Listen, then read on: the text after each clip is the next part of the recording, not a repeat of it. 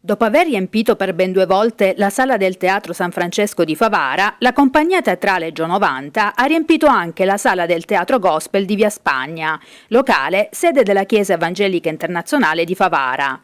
Sabato scorso è stata riproposta la commedia A morti spara e Acqua acchiappa acchiappa, per la regia di Lilia Alba e Dino Patti, che hanno fatto parte anche del corposo cast attoriale dello spettacolo, composto da una ventina di elementi.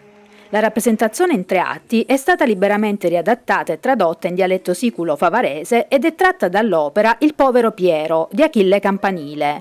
Circa 3 ore di ilarità e riflessione che mettono a nudo l'ipocrisia che si nasconde dietro l'occhio di popolo e il senso della vita e soprattutto della morte. Il tutto tra le buone performance dei teatranti e le risate e gli applausi scroscianti dei presenti.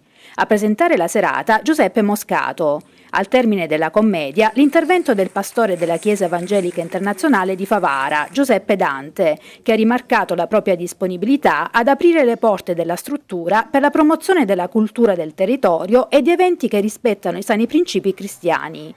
Già diversi giorni prima della messa in scena, la compagnia ha registrato il sold out, oltre 350 i posti a sedere, tutti riempiti. Va anche detto che è difficile che compagnie teatrali ripropongano lo stesso spettacolo per 3 volte consecutive, nello stesso territorio e nel giro di pochissimi giorni.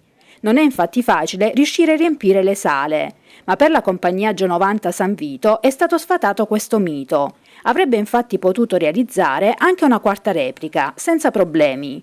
In diversi, infatti, causa sold out, non hanno avuto modo di assistere allo spettacolo.